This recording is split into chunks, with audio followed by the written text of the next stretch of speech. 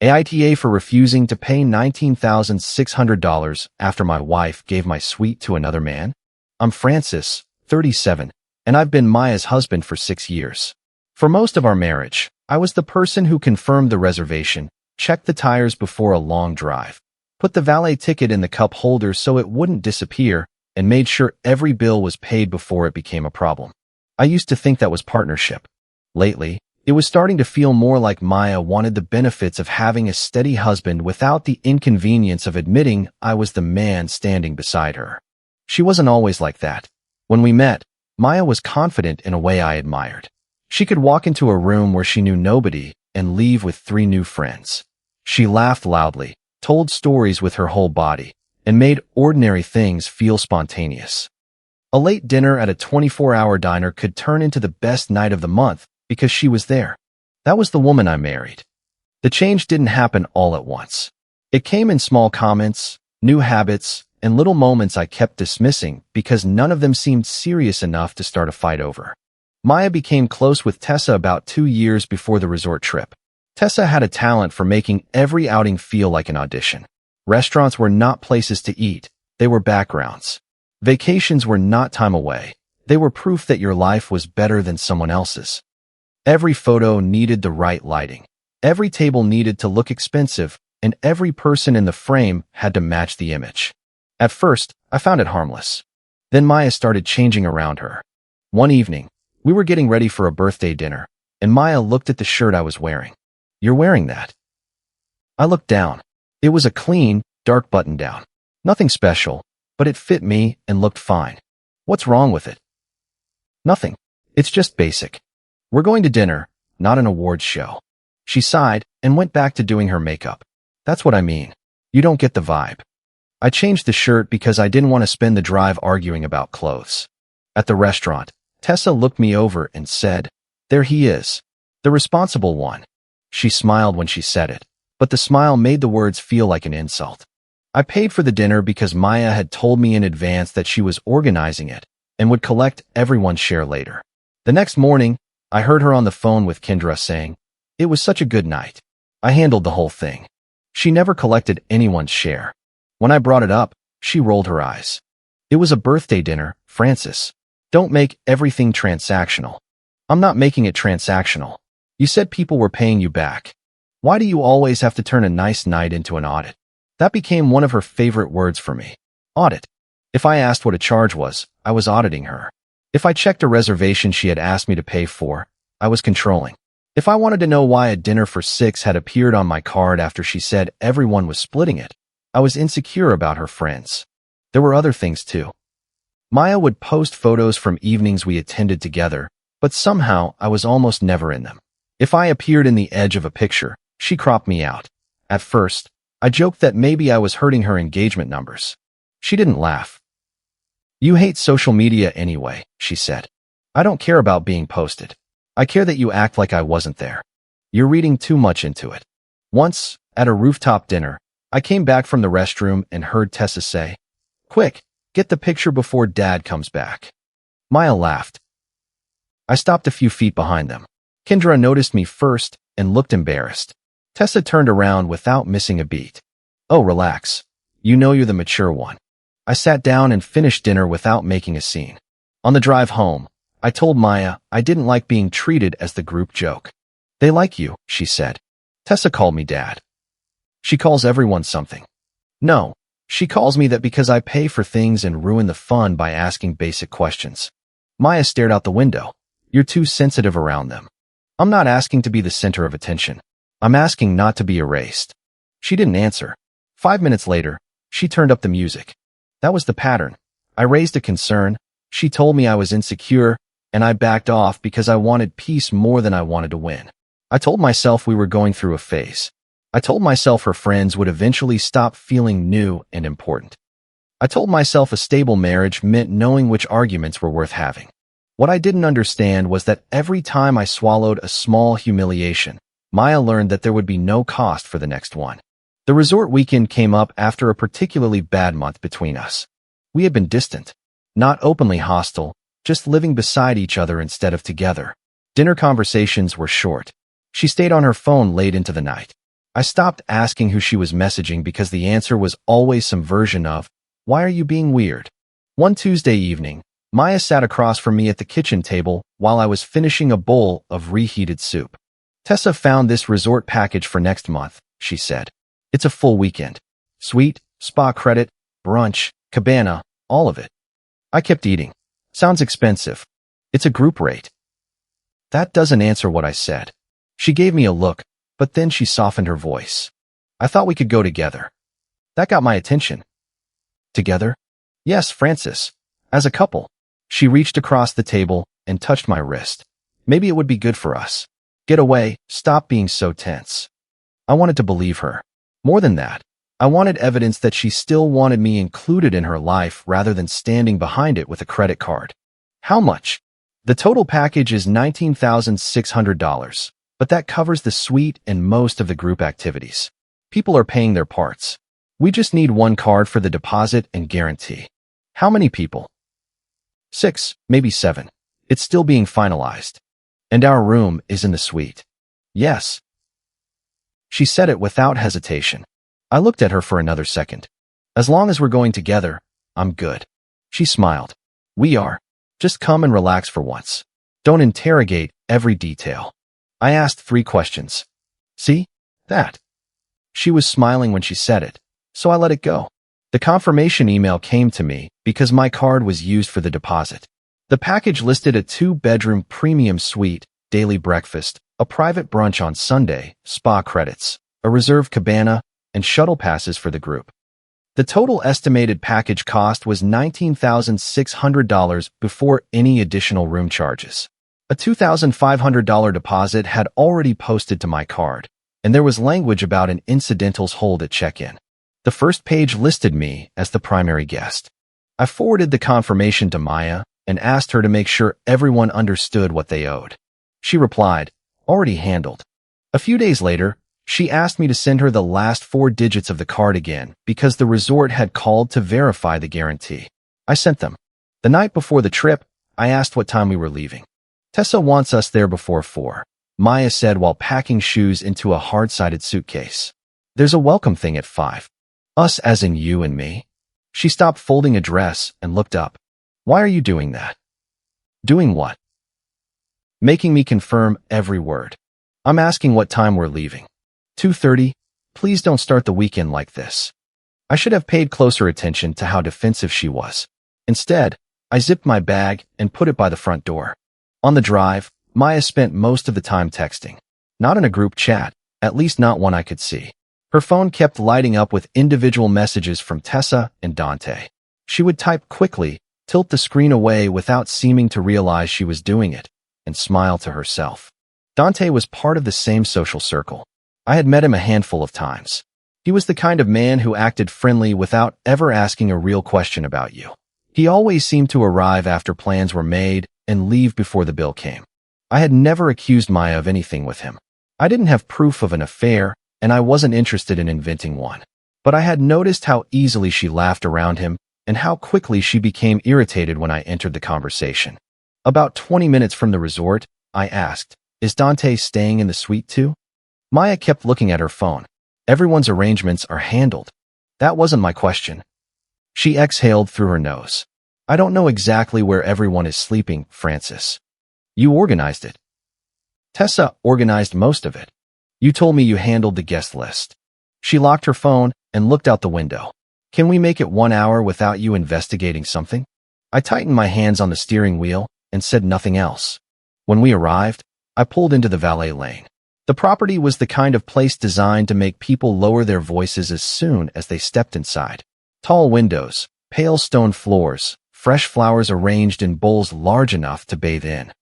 Staff moved quietly around luggage carts while guests walked through the lobby in linen clothes and expensive sunglasses. I handed the keys to the valet and tucked the ticket into the cup holder before getting out. Maya was already across the driveway hugging Tessa. Tessa looked over Maya's shoulder at me dragging both suitcases from the trunk. "Francis looks like he's about to ask for an itemized receipt for the air," she said. Kendra laughed. So did Maya. I set the bags upright. I usually only ask when I'm the one paying for it. Kendra's laugh stopped first. Tessa tilted her head. See? This is exactly what I mean by too serious. Dante walked out through the lobby doors carrying a drink. He wore a black resort wristband. Maya noticed me looking at it. They gave some people early access, she said quickly. Some people? The core group. The phrase bothered me, but before I could ask what it meant, she took the handle of her suitcase and headed inside. At the front desk, Maya stepped forward and gave her name. The employee pulled up the reservation, smiled politely, and asked for identification. I placed my wallet on the counter. The employee looked from Maya to me. And your name, sir? Francis. She typed for a few seconds. Her expression changed in the careful way people's expressions change when they are trying not to create a problem. I'm sorry, Mr. Francis. I have Ms. Maya listed for the premium suite, but I don't have you listed as an overnight guest. I thought I had misheard her. I'm the primary guest. The reservation is under my card. She checked again. The payment guarantee does show a card ending in the same 4 digits, but the current guest list does not include you for suite access. Maya's face tightened. Francis, don't do this right now. I turned toward her. Do what? Make this weird. I'm asking why I'm not on the room. Tessa leaned one elbow against the counter. Because this weekend has a different vibe. It's not a big deal. I looked at the employee. Do I have overnight access to the suite? She glanced at Maya, then back at me. No, sir. Can I enter the suite? Not without a registered guest accompanying you. I looked at Dante's wristband. Is he registered? The employee did not answer immediately. Dante shifted his weight and looked down at his drink. Maya stepped closer to me and lowered her voice. Can you please stop embarrassing me? That sentence changed something in me. Not because it was crueler than anything she had said before. It wasn't. But it told me she already knew there was no mistake. She wasn't surprised that I had been removed. She was only upset that I had asked about it in public. I kept my voice even. So you used my card to reserve a trip I'm not invited to stay in? You can book a regular room, Maya said. There are probably rooms available. I'm your husband. I know that. The reservation had me in the suite. It's a group arrangement now. Tessa gave a short laugh. Maybe try a motel. This place is more for people who know how to relax. Kendra smiled uncertainly, then looked away. Dante said nothing. I watched Maya for a few seconds, waiting for her to correct Tessa, explain herself, or show even a trace of discomfort at what was happening. Instead, she folded her arms. I told you I needed some space with people on my level, she said. The front desk employee became very interested in the keyboard. I nodded once. Then you can pay for everything. Maya blinked. What? You heard me. Oh my God, Francis. Don't be dramatic. I picked up my wallet. I didn't raise my voice. I didn't insult you. I asked whether I had access to the room my card guaranteed, and the answer was no. Just get another room, she said. No. Tessa made a disgusted sound. This is financial punishment because his ego got bruised. I looked at her. You're welcome to put your card down. Her mouth closed. Then I turned to Maya. You wanted the trip without me. You can pay for the trip without me. I took my suitcase and walked outside. Nobody followed me. That hurt more than I expected. I stood near the valet stand while the afternoon heat pressed against the back of my neck. Through the glass doors, I could see Maya talking to the front desk employee. Tessa leaned toward her, probably telling her I would calm down. Dante had moved closer to the luggage. For a few seconds, I almost went back inside. That was my old instinct. Fix the scene. Prevent the embarrassment. Pay for another room. Tell myself we would discuss it later, and spend the weekend pretending I hadn't just watched my wife choose an audience over her marriage. Instead, I handed the valet my ticket. While I waited for the car, my phone started vibrating. Maya called twice. I let both calls go to voicemail. Then she texted. Stop acting insane. A second text came less than a minute later. Just book another room and come upstairs. I typed one sentence. You wanted the trip without me. You can pay for the trip without me. I sent it, put the phone in my pocket, and drove to the far end of the property where there was a quiet parking area near a walking path. I didn't leave immediately because I needed to understand what I was dealing with before I made any decision involving money. I called the resort's central reservations number from the confirmation email. The agent asked for the confirmation number, my name, the email address on the booking, and the last 4 digits of the card. Once she verified that I was the cardholder and the original primary guest, I asked a simple question. Was I removed from the reservation? There was a pause while she reviewed the notes. You remain associated with the payment profile, she said carefully, but you are no longer listed for overnight suite access. When was that changed? 3 days ago. Who requested it? I can tell you the change was requested by the registered guest, Ms. Maya, because it directly affected the reservation secured by your authorization. I stared through the windshield at a row of trimmed trees. Who replaced me? Another pause. A guest named Dante was added under a guest upgrade and group arrangement note. I closed my eyes. The agent continued in the same neutral tone. The original confirmation did list you as the primary guest. The modified guest list lists Ms. Maya as the primary overnight guest. But my card stayed attached. Yes, sir. And the incidentals hold. The card on file is scheduled for the package guarantee and incidentals authorization unless a different payment method is provided. Can you email me the current itemized confirmation and the modification record connected to my payment authorization? She said she could send documentation showing the original booking, the current payment profile, and the guest list change affecting my access. The email arrived before I ended the call. I opened it and read every line. There it was. Original primary guest, Francis. Deposit, $2,500, paid on my card. Package guarantee, my card. 3 days before arrival. Guest list modification, requested by Maya. Francis removed from overnight access. Dante added to suite access. Reason, guest upgrade/group arrangement. No change to payment authorization. It wasn't an accident. It wasn't a misunderstanding at the front desk. Maya had called the hotel, removed her husband from the suite, added another man, and left her husband's card attached to nearly $20,000 in rooms and benefits. Then she had told her friends I was the one making things weird. I sat there for a long time with the phone in my hand. I still didn't know whether anything romantic had happened between Maya and Dante. The document didn't prove that. But by then, cheating was not the only betrayal available. She had deliberately excluded me, lied to the group about my role, and expected me to absorb the cost so she could appear independent. I called the hotel again and asked to speak with a manager responsible for billing. When he came on the line, I explained only the facts. I'm the cardholder and original primary guest. I have now been removed from overnight access. I do not authorize new charges, upgrades, credits, incidentals, or package balances for rooms or benefits I am not allowed to use. He reviewed the account. The original deposit has already been processed, he said. The remaining package balance and incidentals authorization are pending final validation at check-in. I understand the deposit was approved when I was a guest. I am not disputing that charge with you today.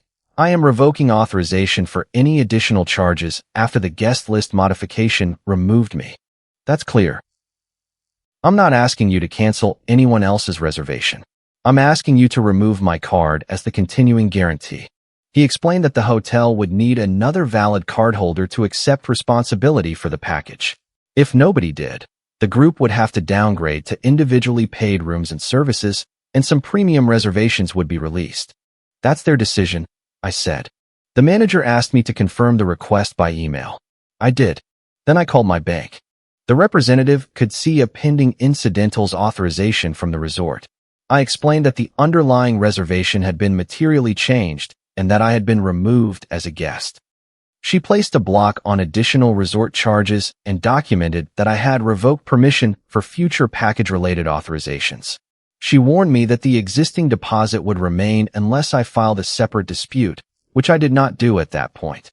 I wanted a record, not a tantrum.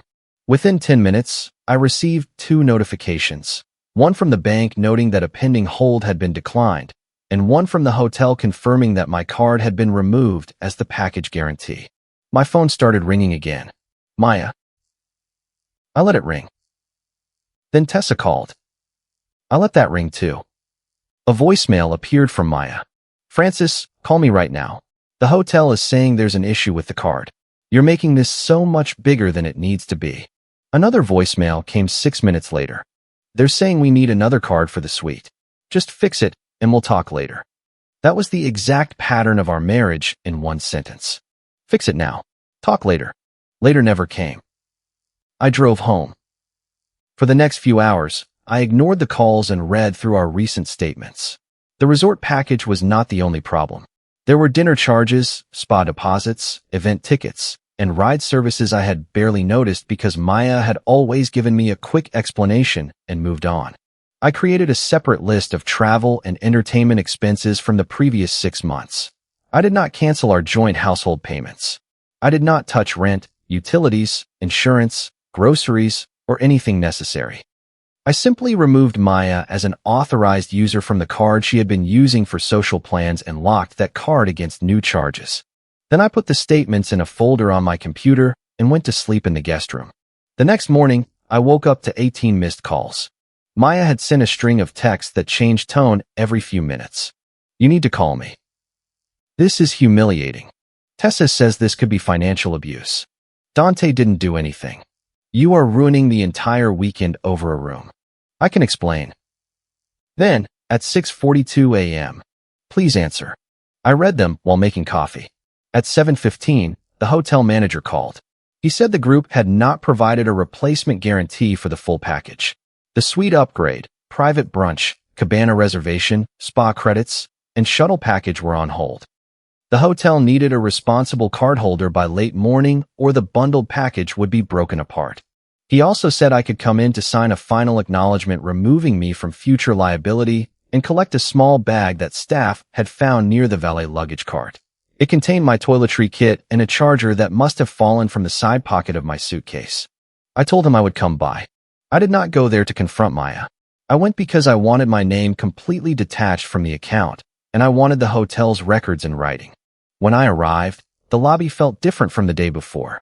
There was no excited group taking pictures by the windows. Maya, Tessa, Kendra, and Dante were sitting in the lounge area near the front desk. Their luggage was still stacked beside them. Maya's eyes were swollen, and Tessa was speaking in an angry whisper. Kendra had a paper bill in her hand. Dante stared at the floor. The manager saw me and stepped out from behind the desk. Mr. Francis, thank you for coming. Maya stood immediately. You came back. I came to finish removing my card. Her face tightened. Can we talk privately?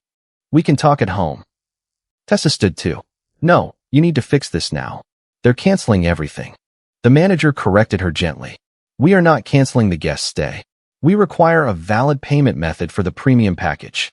Tessa pointed at me. He agreed to pay. I agreed to pay when I was the primary guest, I said. Maya lowered her voice. You're doing this because your ego got hurt.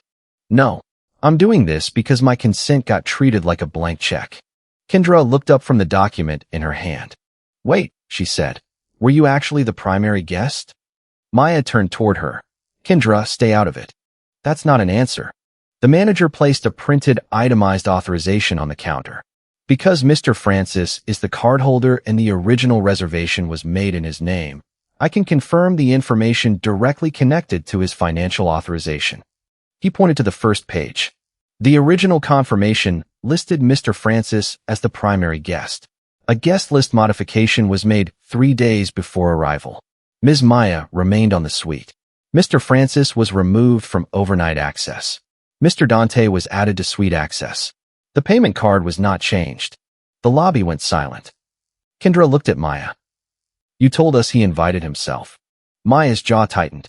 I said he decided to come after we already planned the group part. I placed the deposit, I said. I was the primary guest before I became the punchline. Kendra looked back at the paper. Why was his card still on it if he wasn't staying?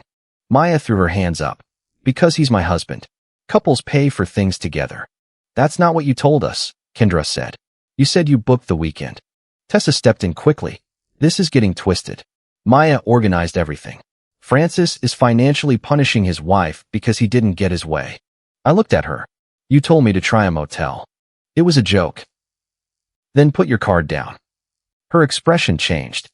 I'm not putting my card down for everybody. Kendra gave a short, humorless laugh. That's what you told him to do. Tessa turned on her. Whose side are you on? I'm on the side where I know what I'm being asked to pay for. The manager remained professional, but I could see he had probably handled enough group bookings to recognize exactly what was happening. The total package estimate is $19,600, he said. The deposit has been paid. The remaining balance, upgrade guarantee, and incidentals require one authorized cardholder accepting responsibility. Alternatively, we can separate the rooms and services. Guests would pay individually, subject to current availability. What happens to the brunch? Tessa asked. The private brunch reservation would be released. The cabana? Also released unless separately paid. The spa credits? They are part of the package. Tessa looked at Maya. Just use your card. Maya's voice dropped. My limit isn't high enough. Kendra looked at Dante. What about yours? Dante lifted both hands. I didn't know the whole payment situation. I'm not getting in the middle of their marriage. You're in the suite, Kendra said. It was just easier for the arrangement. I looked at him. Easier for whom? He finally met my eyes, but only for a second. Nobody was trying to disrespect anybody. You wore the access band while my wife told me there was no room for me. I didn't know she removed you. Did you think the suite paid for itself? He looked away again. I'm not discussing money I wasn't responsible for. That makes two of us, I said. Maya started crying. Not quietly. She pressed one hand to her forehead and looked around the lobby as if she could feel every person watching. Why are you doing this in front of everyone? She asked. I didn't bring everyone down here. The hotel did because nobody replaced the card. You could fix it with one phone call. I already made the phone call I needed to make. You're humiliating me. That was the line she kept coming back to. Not I'm sorry. Not I lied. Not I shouldn't have removed you. I stepped closer, but I kept my voice low. No, you made me invisible and kept my wallet visible. I just separated the two. Maya stared at me. For once, Tessa had nothing to say. The manager slid a form across the counter. It confirmed that I was no longer the guarantor for the suite, package balance, upgrades, or incidentals after the guest list modification. I read it before signing. Maya watched me put the pen down. So that's it, she asked. For the card, yes. What am I supposed to do? Pay for the weekend you planned. With what? That is not a question you asked before you removed me. She wiped her face and looked at the others. Kendra stood and picked up her own purse. I'll pay for my room, she said. A regular room. I'm not splitting a suite I was lied to about. Tessa's mouth fell open. Are you serious? Yes. Kendra turned to me. I laughed yesterday because I thought you were being dramatic. I didn't know you paid for this. I nodded. Now you know. She looked back at Maya. You should have told us the truth. Maya's face hardened. I was trying to make one weekend nice. For who? Kendra asked. That question landed harder than anything I could have said. The package broke apart over the next 20 minutes. Kendra booked a standard room on her own card. Tessa complained about the price and eventually agreed to share a smaller room with Maya. Dante paid for a separate room after being told he could not keep suite access without the premium booking. The cabana was released. The private brunch disappeared from the itinerary. The spa appointments were no longer covered by group credit, so Tessa canceled hers immediately. The private shuttle became a regular paid ride. Maya put $3,800 on her own card to cover the downgraded rooms and fees that could not be avoided. She looked physically sick when the charge went through. The original $2,500 deposit remained on my card. The manager explained that because it had been charged before the guest modification, reversing it would require a formal review. I told him I would handle reimbursement directly with Maya rather than create a false dispute. I collected my bag from the valet desk and left. Maya stayed. That surprised me, although it probably shouldn't have. After everything, she still chose to remain at the resort with Tessa and Dante rather than come home and deal with our marriage. She sent me one message that afternoon. I need time to calm down. I replied, take it. Then I turned my phone over and spent the rest of the day separating our finances. I opened an individual account for my discretionary spending and changed the card used for my personal travel. I removed Maya from my travel and entertainment card. I left our joint account funded for shared household expenses, but I set alerts for transfers over a certain amount. I downloaded statements and made copies of the resort documents. I also scheduled a consultation with a family attorney. Not because I had decided to file for divorce that morning, but because I realized I had spent years avoiding information that might force me to make a difficult decision. I wanted to understand what separation would look like, how joint debts would be handled, and what I needed to do to protect myself without acting recklessly. Maya came home Sunday night. I heard her key in the door while I was sitting at the kitchen table with a glass of water. She walked in carrying her suitcase and stopped when she saw me. For a few seconds, neither of us spoke. She looked exhausted. Her makeup was gone. Her hair was pulled back, and the polished version of her from Friday had disappeared. "Where are you sleeping?" she asked. "The guest room." She set the suitcase by the wall. "For how long?" "That depends on what happens next."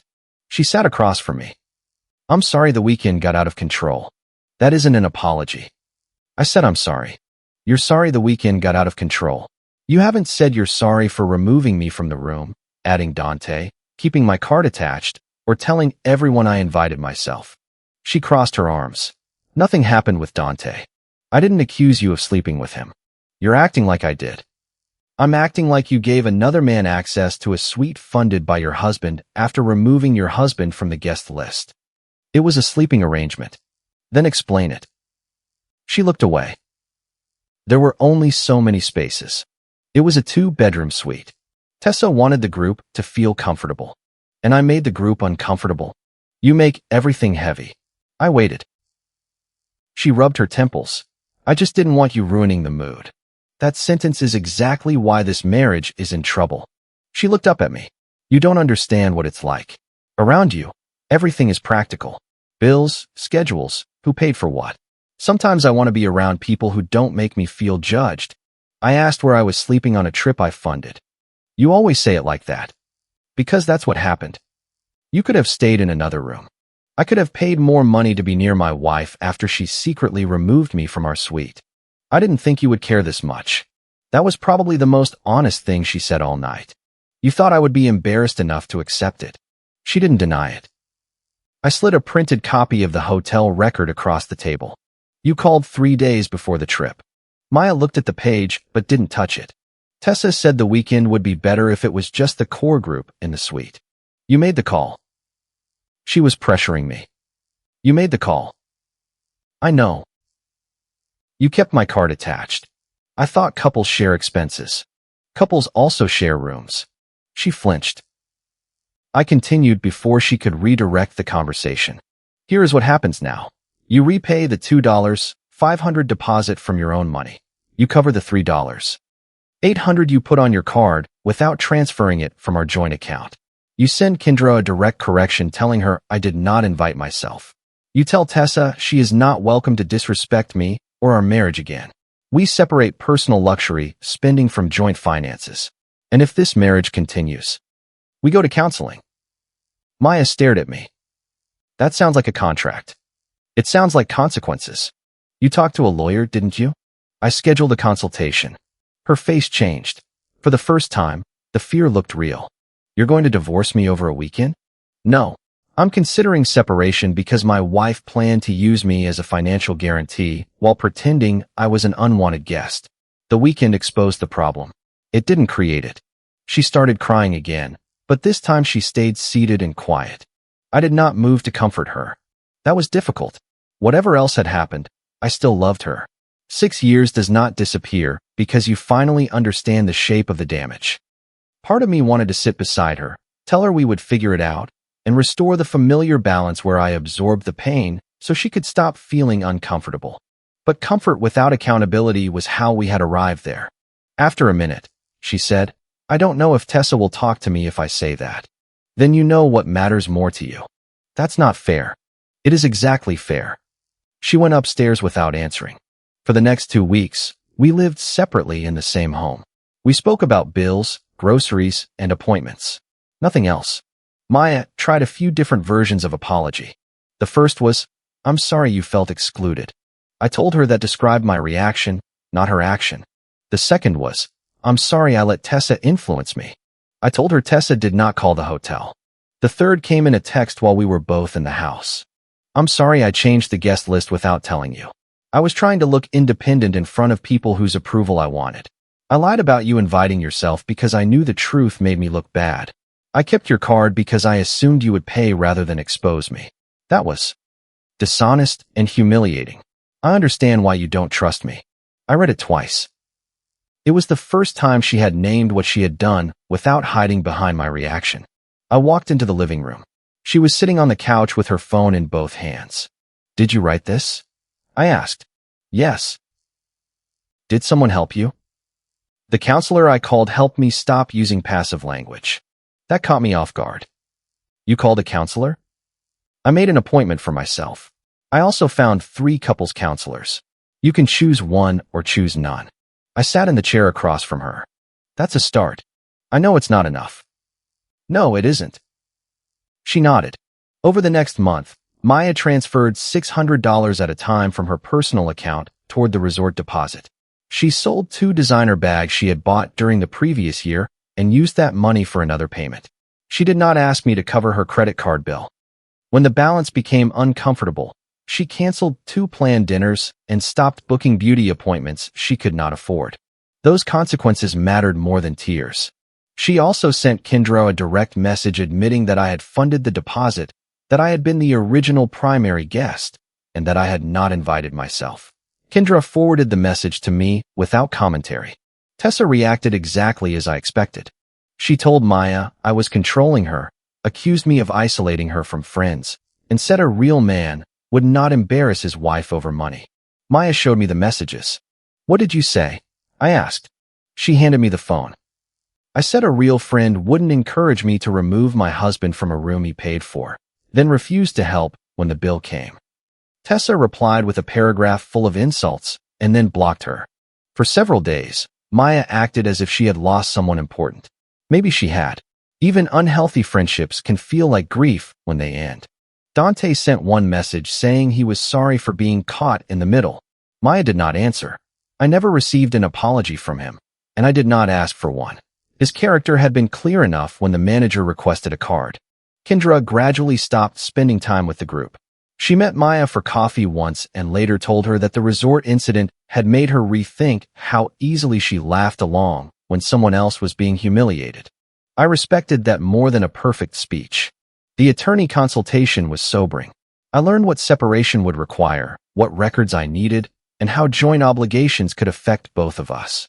I did not hide the appointment from Maya. I told her I was gathering information because I would not stay in a marriage simply because leaving seemed complicated. We started counseling 3 weeks after the trip.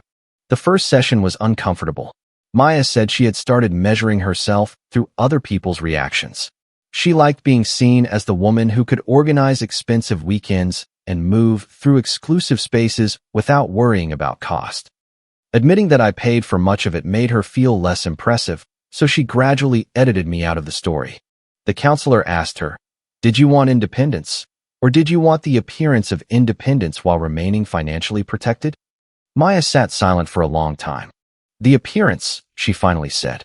I appreciated the honesty, but honesty did not erase the behavior.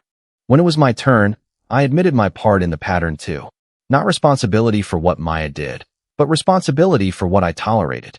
I had confused patience with self-respect. I kept paying, fixing, and smoothing things over because conflict made me uncomfortable. Every time Maya crossed a line, I moved the line and called it compromise. The counselor asked what I needed in order to consider rebuilding. I answered without looking at Maya. Consistency, financial transparency, no secret changes involving my money, no social circle where disrespecting our marriage is treated like entertainment, and I will never again be the invisible sponsor. Maya nodded. We did not repair everything quickly. Some nights we talked for an hour and ended up more tired than when we started. Other nights we ate dinner in silence. I still slept in the guest room for nearly 2 months. Trust did not return because Maya wrote one good apology. It returned in small pieces, and not all of them stayed. There were moments when she became defensive and said I was holding the resort over her head. I reminded her that I was not bringing it up to punish her. We were discussing it because the same habits appeared in smaller forms. She would make a purchase and avoid mentioning it. She would describe a disagreement to someone else in a way that removed her role. She would apologize for my feelings instead of her decisions. The difference was that I stopped letting those moments pass. One evening, she said, "Sometimes I feel like you're waiting for me to fail." I thought about that before answering. I'm waiting to see whether your actions match what you say. That's not the same thing. What if it takes a long time? Then it takes a long time. What if you never trust me again? Then we won't stay married just to preserve the appearance of a marriage. She looked down at the table. 6 months after the trip, Maya finished repaying the $2,500 deposit. She placed the final transfer receipt beside my coffee one morning. I know this doesn't fix it, she said. No. But it was mine to repay. Yes. That was all we said. By then, we had separate discretionary accounts and one shared household account. Every joint trip required both names on the reservation and both people approving the cost. Maya no longer had access to my personal card. I no longer paid group expenses with the assumption that reimbursement would magically appear later. We were still in counseling. I had not filed for divorce, but I had also stopped promising that we would definitely remain married.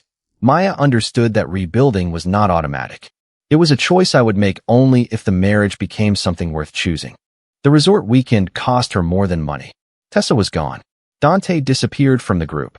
Kendra kept her distance.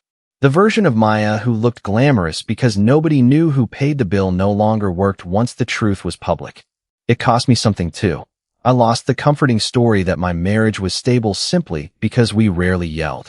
Silence had hidden more damage than conflict ever could.